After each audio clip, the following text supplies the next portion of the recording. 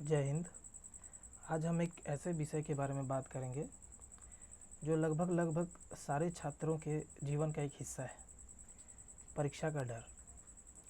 परीक्षा आते ही हमारे दिल की धड़कनें तेज हो जाती है, रातों की नींदें उड़ जाती हैं और लगता है जैसे सब कुछ भूल गए हों। लेकिन सच ये है कि ये डर सिर्फ हमारे मन का एक भ्रम है, जिसे हम कुछ स्टेप्स के साथ आसानी से दूर कर सकते हैं। तो सबसे पहले हम ये समझते हैं कि हमें परीक्षा का डर होता क्यों है। तो मेरे हिसाब से उसके कुछ रीज़न्स हैं, कुछ मुख्य कारण हैं। सबसे पहला कारण जो मुझे लगता है वो हो सकता है कि तैयारी की कमी। जब आपका प्रिपरेशन पूरा ना हो तो परीक्षा का डर लगता है। तो इसको अवॉइड करने के लिए क्या करें? तो रोज़ थोड़ा थोड़ा पढ़ें। जब तैयारी पूरी नहीं होती तो डर लगना स्वाभाविक है। तो इसका समाधान यही है कि रोज़ थोड़ा थोड़ा पढ़ें। लास्ट मिनट के स्टडी को आदत ना बनाएं। बहुत सारे बच्चे ऐसे होते हैं कि जब उनके परीक्षा में 3 या 4 महीने बाकी होते हैं तो वो उतने सीरियस नहीं हो पाते, और जब 1 या 2 महीने बाकी होते हैं तो वो फिर सीरियस होते हैं।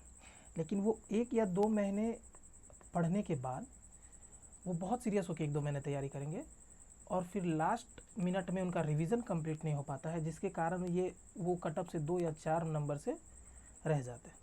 तो मेरा सजेशन ये रहता है कि आप थोड़ा थोड़ा करके पहले से ही सिलेबस को कंप्लीट करें और लास्ट मिनट स्टडी को जितना हो सकता है उसको अवॉइड करने की कोशिश करें। दूसरा एक लैक ऑफ सेल्फ कॉन्फिडेंस भी एक बहुत बड़ा एग्ज़ाम फियर का कारण है कि आप में आत्मविश्वास की कमी हो सकती है।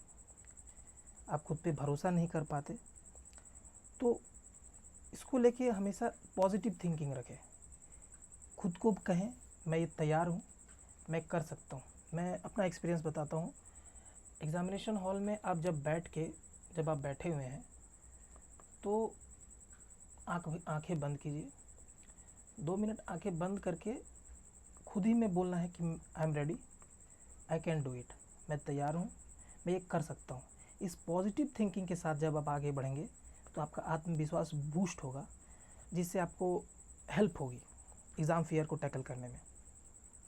तीसरा मुझे लगता है जो काफ़ी बच्चे करते हैं कि वो खुद की तुलना दूसरों से करते हैं।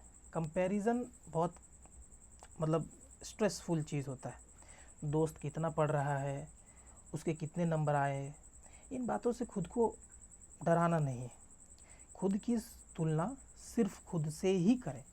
हर दिन थोड़ा बेहतर बने, हर दिन पिछले दिन से ज़्यादा अच्छा करें और खुद को बेहतर बनाने की होड़ में लगे रहें, ना कि दूसरों की तुलना करने से। चौथा जो होता है वो रिज़ल्ट का प्रेशर भी एक बहुत बड़ा कारण होता है एग्ज़ाम फियर का।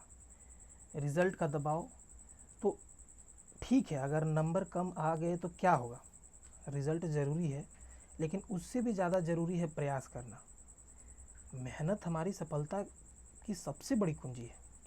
तो इसे हमें पकड़ के रखना है।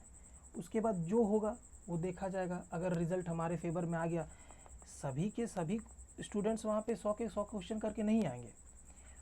तो कुछ ऐसे होते हैं कि जिनमें आपने तुक्का लिया और जिनमें आपने चांसेस लिए वो गलत हो गए, तो ठीक है, हार्ड लक बोल सकते हैं। बट अगर वो सही हो गए तो निकल भी जाएंगे, तो हर बार तो गलत नहीं होगा।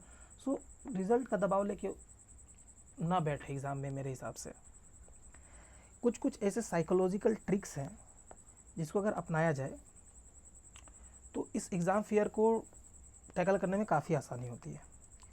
जैसे एक है मेडिटेशन एंड ब्रीदिंग। जब आप कहीं भी एग्ज़ामिनेशन देने जाते हैं तो उससे आधे घंटे पहले या 20 मिनट पहले, आप जब रिपोर्टिंग टाइम में जब आप अंदर जाने वाले होते हैं तो उससे आधे घंटे पहले कहीं पे शांत बैठें, आंखें बंद करें और लंबी लंबी सांसें लें। इससे आपका दिमाग काम होगा, एग्ज़ाम का स्ट्रेस कम होगा और ये एक तरह से बोल सकते हैं कि आपके इनर सोल को स्ट्रेस से बचाने का एक बहुत अच्छा तरीका है मेडिटेशन। ये अक्सर हाँ करना चाहिए। दूसरा, time table for the examination. अब ये टाइम टेबल का कुछ और मीनिंग है। मैं इस चीज़ को बहुत हेल्पफुल मानता हूँ। सपोज दैट आपके 4 सब्जेक्ट्स हैं जो आपके एग्ज़ामिनेशन में आने वाले हैं और एग्ज़ामिनेशन का टोटल ड्यूरेशन 60 मिनट्स का है। तो अगर आप पहले से प्लान करके रखे हुए हैं कि सपोज दैट मेरे में मैथ पूछता है, मेरे में जीएस पूछता है, तो मेरे में 30 मैथ है, तो मेरे को 30 मैथ को टैकल करने में कितना समय लगेगा? 25 मिनट, 20 मिनट। तो इस 30 मैथ का उस एग्ज़ामिनेशन ड्यूरेशन के हिसाब से अगर मैं पहले से ही टाइम टेबल फिक्स करके चलूँ जब मैं मॉक्स लगा रहा हूँ, तो ये बहुत हेल्प करता है एग्ज़ामिनेशन में साइकोलॉजिकल फ़ियर को कम करने के लिए। आप पहले से ही इस टाइम टेबल को फिक्स करके चलें कि मेरे को एक सब्जेक्ट कितना देर में डील करना है, तो ये बहुत हेल्प करेगा। दूसरा एक स्लीपिंग, ये बहुत सारे बच्चों का कंसर्न होता है कि जिस दिन एग्ज़ामिनेशन होती है उसके रात को वो सो नहीं पाते, और ये एक बहुत बड़ा फैक्टर होता है। तो कोशिश करें कि आप रात को नींद अच्छी लें। उसके बाद है कि जब भी आप एग्ज़ामिनेशन हॉल में घुसे तो उससे पहले हल्का खाएं, कुछ हेल्दी खाएं, जंक फूड अवॉइड करें, हैवी खाना अवॉइड करें, ऑयली खाना अवॉइड करें। इससे क्या होती है कि इससे नींद आती है। तो आप कुछ हल्का खाएं, फल हो गए, फ्रूट हो गए, ये सब ट्रिक्स है। उसके बाद क्या है कि close your eyes in hall for some time. मैंने बताया पहले ही कि 2 मिनट के लिए अपनी आंखें बंद करें जब क्वेश्चन पेपर मिलने वाला हो, उससे पहले 2 मिनट आंखें बंद करें। कोई देख रहा है नहीं देख रहा उससे कोई फ़र्क नहीं पड़ता, और चांट करें, I can do it, I can do it, I can do it. बहुत हेल्प करता है। तो ये सारी कुछ चीज़ें हैं जो मुझे लगा कि बतानी चाहिए। उसके बाद को एग्ज़ाम इज़ एन अपॉर्चुनिटी, इसको अपॉर्चुनिटी की तरह देखें, मिस नहीं करें, डर को जीतना है। एग्ज़ाम एक अपॉर्चुनिटी है। इसी चीज़ के लिए हम लोग तैयारी करते हैं, तो सिर्फ एग्ज़ाम फेयर के कारण अगर ये ख़राब हो जाए तो समझ रहिए फेयर नहीं है। बाकी ऑल द बेस्ट, और एग्ज़ामिनेशन की तैयारी करते रहें और विश्वास रखें, आप कर सकते हैं। खुद को साबित करने से डरे नहीं, डर के आगे जीते। जय हिंद।